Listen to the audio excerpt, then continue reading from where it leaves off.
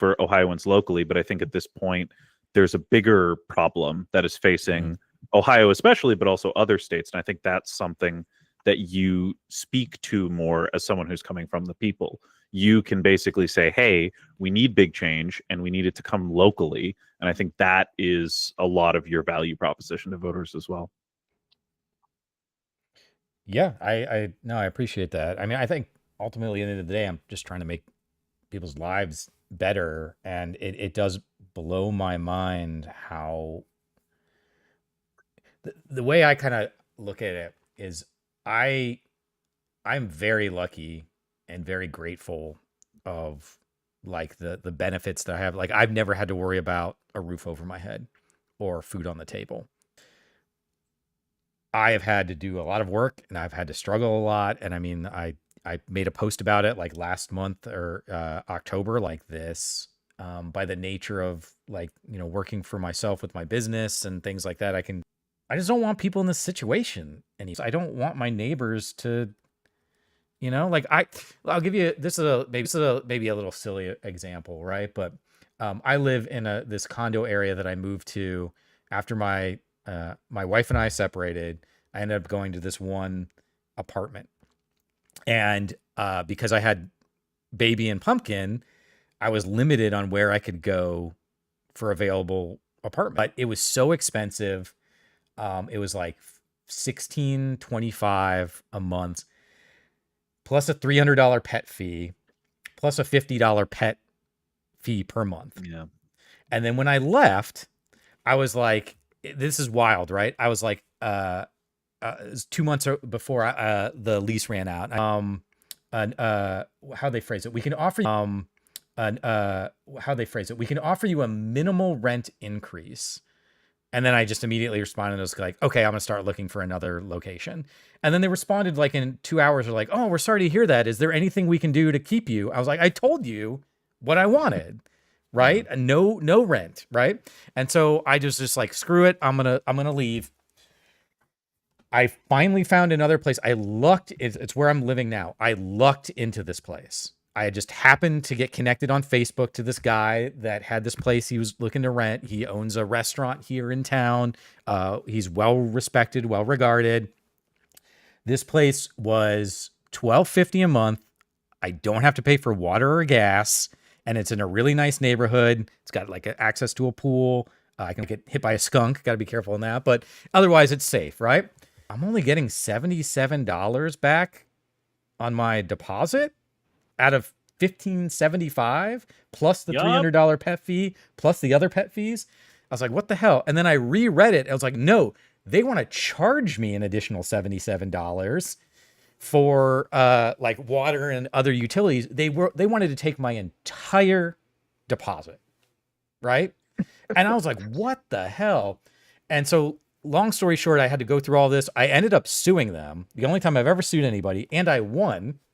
So I ended up getting like $4,500 back. But the reason I'm telling the story is because that illustrates that like I had to do all of these quick movements in quick succession because of timing. I had to pay movers to move my stuff. And at the end of the day, the apartment screwed me by taking my deposit. I thankfully happened to know a lawyer friend and a couple people that could help. So I was able to sue them and get my money plus some back. But like a normal person wouldn't be able to do that. Somebody who's like having to go to work every day and take care of kids and like they're just going to get screwed. Yeah. Right. And it's stuff like that that just drives me crazy. And I don't think we need to live like this. Right. And like the fact that you know that, though, that's why I think that politicians like you are the zeitgeist of the future. I mean, honestly, I was so rich for most of my adult life, and I didn't look at prices in the grocery store. I didn't have to. I didn't care. I mean, there was a time when my husband wouldn't just let me spend money, but that's not because we didn't have money. That's just because he was a lunatic.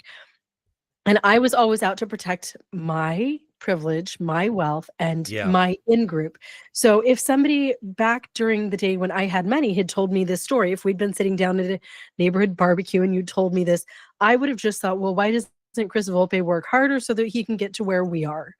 You know, you're not my group. And I think that that's how so many of our politicians and so many people in leadership today see us. Donald Trump has absolutely no concept of what it's like to have to juggle around, have a lawyer, sue somebody for that deposit. Yeah. He doesn't know. They're protecting their group, they're protecting their privilege. And And I'm getting sick of that those people deposit representing back, me. getting that deposit back might be the money you need to pay your next month's rent. Yeah. Right. You know? Yeah, I don't think I've ever sort of had the say that. experience of getting my deposit back. Oh, okay. But like that's one of the things again, not throwing shade at Sherrod Brown, but like, when's the last time he's had to worry about paying rent or covering his groceries? Right? I just think there is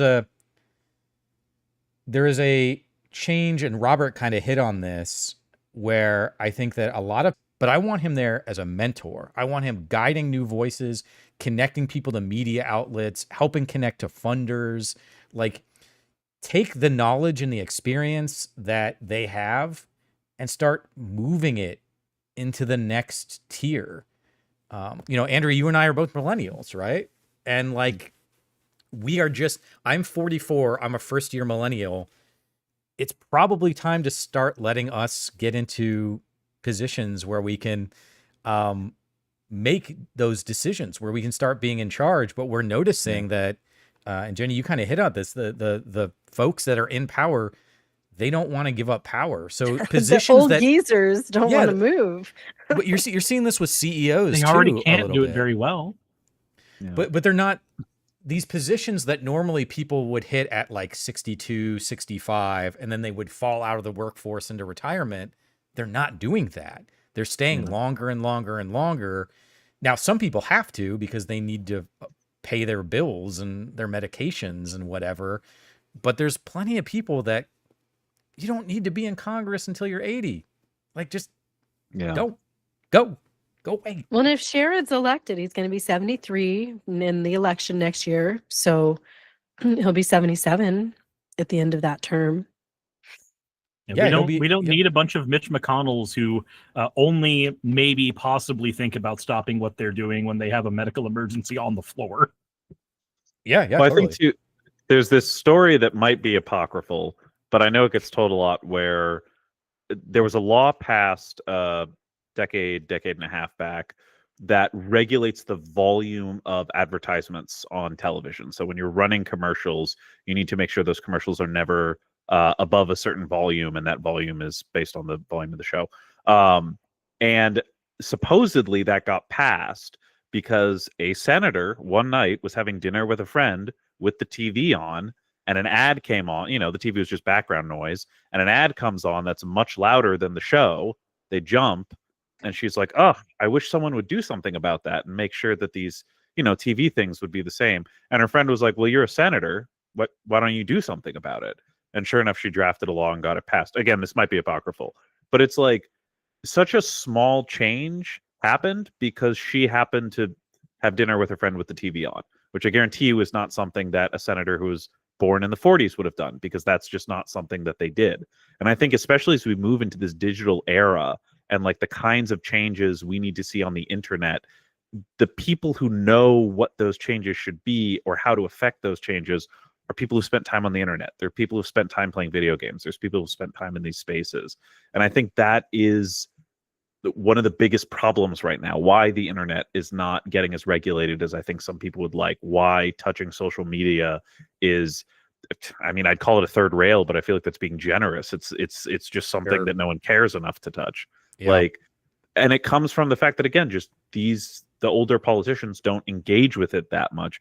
So for them, they're like, yeah, I should regulate Twitter. There's a lot of people being mean in the comments. And it's like, no, you're like 10 steps, behind what we actually need to start changing about this. You're not seeing the stuff that's happening in the areas of the internet that ferment this crap.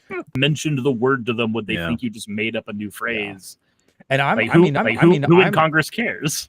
Yeah, and I think like AI in particular, we have a bunch of people that are so heavily invested in AI that if it does not, VCs and things, that if it does not work out for them, they're going to lose everything. And so these groups are shoveling money into these different AI systems. No one knows where it's going to go to. No one even knows how most of the stuff city over there, and everyone's like, I don't know. Yeah, but if the train goes under 55 miles an hour, it'll explode. Yeah, and nobody cares because the upside for AI is so high for these guys, and the downside is so low that they have no other choice. And I don't know. One of my worries is I don't know if we can be regulating AI before this all blows up in our face. I will offer one, because I do agree with you. All we're going to see are going to be around the generative stuff, both the chat, the images, the video. That's the bad stuff. But the actual hey, how many of our customers need this kind of thing? And it will spit out an answer. I think even in that,